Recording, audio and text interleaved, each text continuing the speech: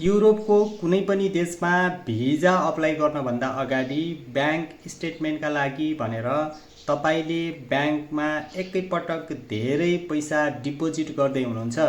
यदि यसो गर्दै हुनुहुन्छ भने यो भिडियो एकपटक अन्तिमसम्म हेर्नुहोला।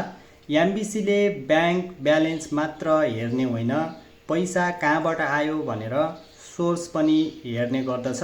त्यसैले एकपटक धेरै रकम जम्मा गर्नुभएको छ भने त्यसको इन्कम सोर्स के हो भनेर त्यो प्रुफ पनि तपाईँले चाहिँ सबमिसनको बेलामा देखाउन पर्ने हुन्छ।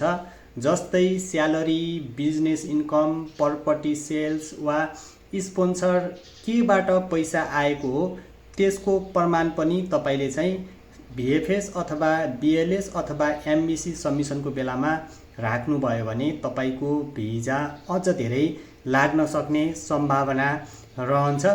यो कुरा तपाईँको भिजा टाइप अनुसार पनि डिपेन्ड गर्ने गर्दछ।